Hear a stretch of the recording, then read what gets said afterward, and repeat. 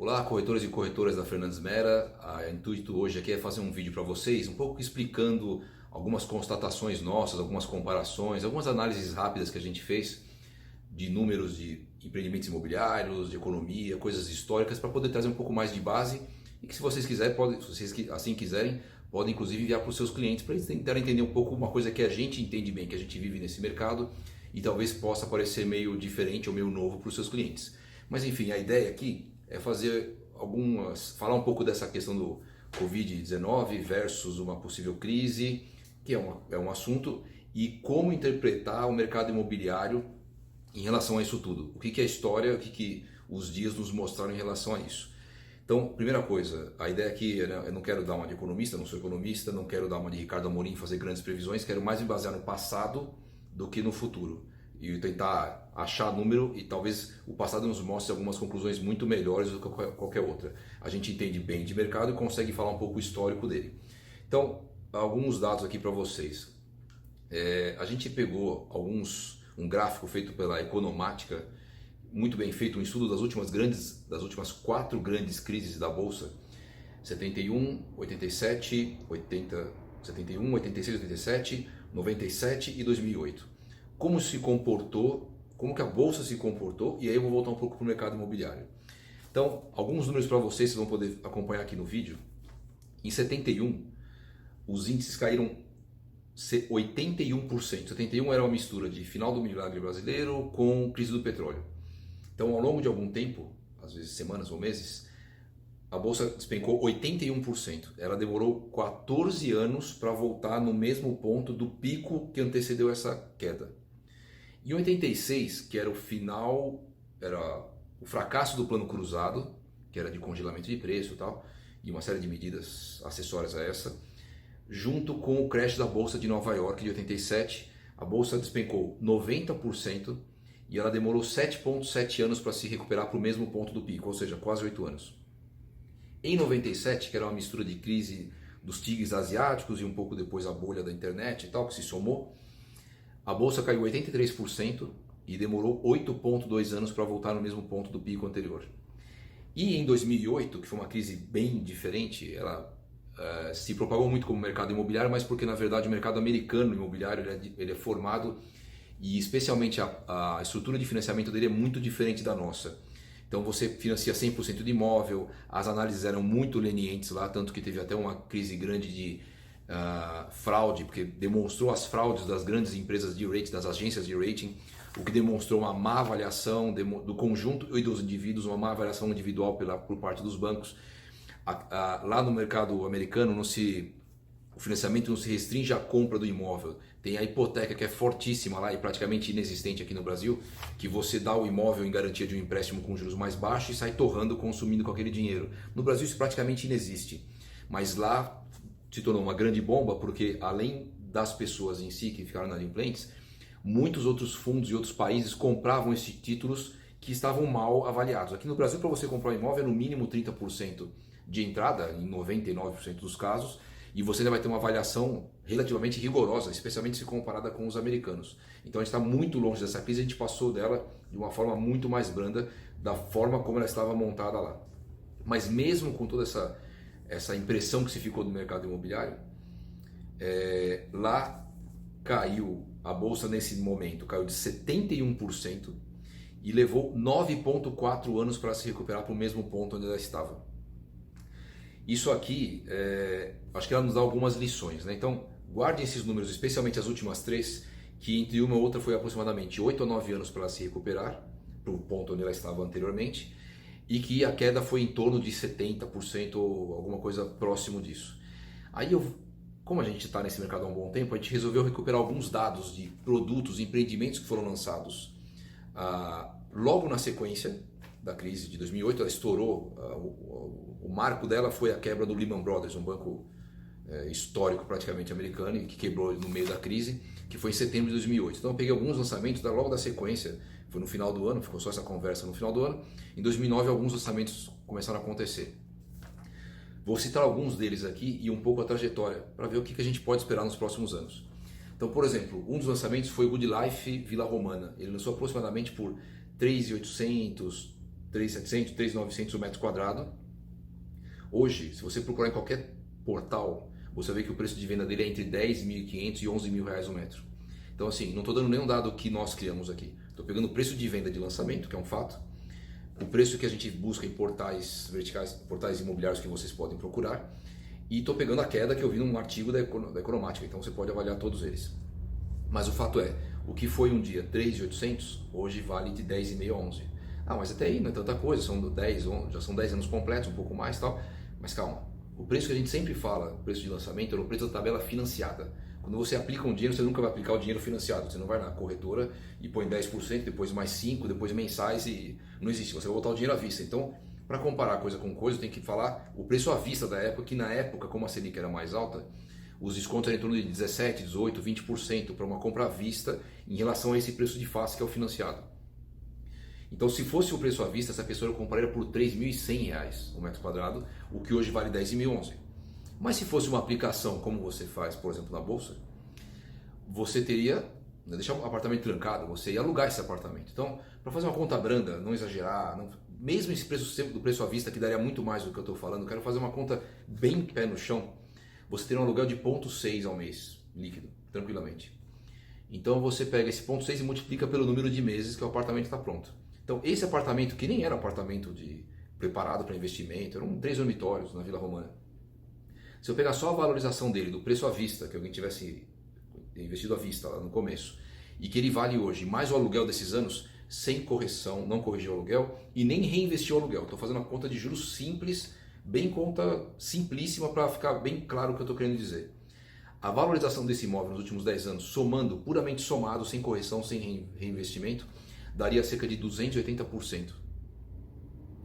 Se eu pegar, por exemplo, o Max House Vila Leopoldina, na Mofarrege, na Avenida Mofarrege, ele lançou por aproximadamente 3.800, 3.600 o metro quadrado. Se fosse à vista, seria em torno de 3 mil reais. 3 mil reais hoje, se você entrar nos portais, você vê que o preço dele é em torno de 9.500 reais o metro quadrado. Lançou em 2009. Essa valorização deu aproximadamente 260%. Se eu pegar o Mairarê, ele lançou por 2.900. É um produto na Raposo Tavares, ele é um produto 100% família, não é aquele que a gente entende meio claramente que é um produto para investimento e tal. Ele foi vendido por R$ 2.900 o metro quadrado, hoje ele já vende por 7.000 e poucos reais o metro quadrado. E se você colocar isso no tempo, vai dar em torno de 250% se você tivesse alugado esse apartamento esse tempo todo. Porque à vista seriam uns R$ 2.400, R$ 2.300 e poucos reais o metro quadrado. Aí vamos mudar para uma outra região que eu consegui juntar 3 produtos, 2010, 2011 e 2013. Peguei o Brooklyn. No Brooklyn nós lançamos, o mercado lançou a R$ 6.700 o metro quadrado, um produto chamado Imberrine, em 2010, acho que foi em fevereiro de 2010. R$ 6.700 o metro quadrado seria equivalente a uns R$ 5.300, R$ 5.400 o metro quadrado se fosse à vista. Esse apartamento hoje, procure nos portais, de 12.000 a 13.000 reais o metro quadrado. Alugando esse mesmo 0,6, significa 190% bonitinho, alugado. O seu trabalho é de pagar boleto, receber o aluguel e alugar o apartamento. New Age, eu falei de 6.700 no Brooklyn. New Age, um estúdio também, lá era um dormitório, aqui é um estúdio, com vaga, 32, 34 metros quadrados, e lançou por R$ 9.000 em 2011, um ano depois do que eu acabei de falar. 6.700, parecia caro, todo mundo achava que era caro. Eu também achava que era caro. 2011, New Age, R$ 9.000 o metro quadrado, à vista seria 7.200 aproximadamente.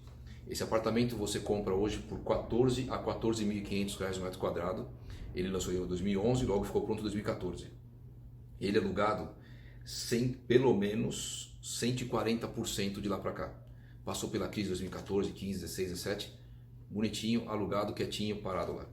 Fora reinvestimento e fora a correção do aluguel. Então eu não corrigi os valores que eu recebi há 5 anos até hoje, só para ter um número. Estou fazendo a conta mais conservadora do mundo. Eu podia ter corrigido o aluguel ou poderia ter reinvestido o aluguel na Selic, que ficou forte por um tempo, não fiz essa conta, ou poderia ainda pelo menos ter feito a correção monetária do aluguel, porque lembre-se, né, às vezes as pessoas esquecem que o aluguel ele tem uma aparência pequena de retorno, mas ele é corrigido todo ano. Naquele contrato bem tradicional, a cada um ano você vai ter a correção monetária. No seu investimento você tem o retorno e acabou, você não tem uma correção. é juros nominal. Então você tem que tirar o real para saber quanto, a inflação para saber quanto foi seu juros real. Se eu pegar o Habitat, que foi lançado em 2013, ou seja, um preço teoricamente que já era alto, né? Se você comparar 6.700, ele lançou a 12 e pouco.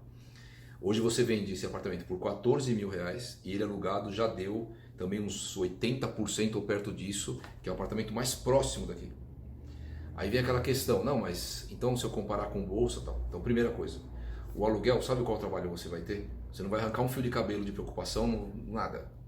Você tem que pagar o boleto da construtora para entregar, colocar uma mobília teoricamente básica para locação, administrar seu aluguel, ou você mesmo, ou a administradora, depende de como cada um quer trabalhar, e ver o dinheiro pingando na sua conta. Esse é o seu trabalho.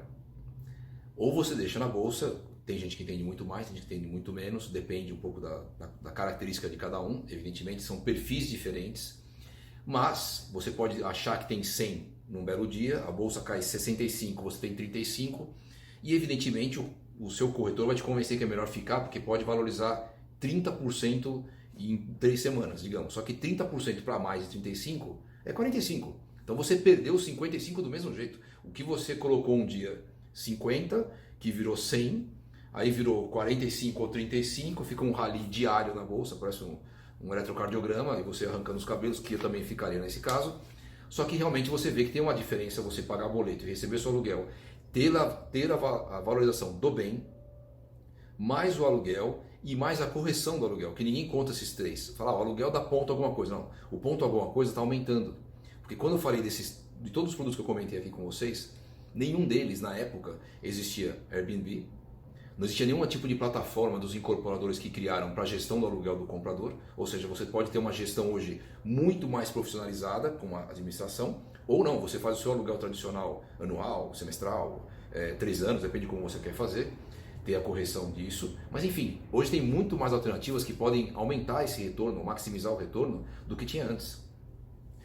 Além disso, você tem um bem, vamos lembrar, né? Um imóvel, ele é mais sólido em termos de segurança, ele é mais seguro que um título do Tesouro Direto, porque esse ainda pode sofrer uma moratória. O seu imóvel está no seu nome, está registrado num cartório de registro de imóveis público, é um documento público, nada vai tirar de você. Se o seu prédio cair, você deve ter um seguro no seu prédio que você ainda vai receber o dinheiro dele. Então, não existe título no mundo que seja mais seguro do que a propriedade de um imóvel, primeiro. O retorno, que às vezes as pessoas só leem o retorno do aluguel, esquecem da correção e esquecem da valorização do bem que eu estou mostrando aqui. O que eu estou querendo colocar é o seguinte, além da valorização que eu já mostrei aqui, você vê claramente a curva de a cada ano que você sai de uma crise como aconteceu em 2008, o aumento é muito grande. Então, às vezes, o que as pessoas entendem que vale a pena esperar um pouco para recuperar uma boa parte do capital da bolsa que investiu de alguma forma, ou direta ou indiretamente, às vezes é a mesma coisa ou menor do que você vai ter na própria valorização natural do mercado imobiliário e no aumento de lançamentos consistentes com produtos inteligentes. Claro que você tem que tratar com um bom corretor, um bom superintendente para te atender e para te indicar boas opções de empreendimentos que façam sentido com o seu perfil de locação, de investimento, de valorização, o porquê da região. E nós aqui na Fernandes Melo estamos preparados para te receber, para explicar. Tem pessoas gabaritadíssimas aqui, muito experientes para poder explicar um pouco do que ele conhece de mercado de São Paulo, de evolução, de valorização, mas sabem investir bem e você vai investir no negócio mais seguro do mundo. Nada vai te dar uma segurança de você ir num cartório saber de quem que o imóvel é seu, que nunca foi tomado, nunca vai poder ser tomado. Que você tem uma propriedade que, mesmo que haja alguma inadimplência, você consegue tirar o inquilino. Então, a segurança é brutal, a chance de perda ínfima. Existem algumas crises pequenas, são mais rápidas do que as financeiras, não são recuperação de 8 anos. Você pode ver que em 2014 começou uma crise no mercado imobiliário, já tá, os empreendimentos dos últimos 50, pelo menos 35, 40 já foram 100% vendidos. Então, o mercado imobiliário, às vezes, ele sofre, mas a recuperação é muito mais rápida do que esperar 7, 8, 9 anos para o seu capital que você colocou lá atrás voltar para o mesmo valor. Uma coisa é ter uma certa valorização, só que os números nos mostram que essa valorização que você entende que vai ter pode ser exatamente a mesma ou até menor do que o imóvel nos próximos 1, 2, 3 anos.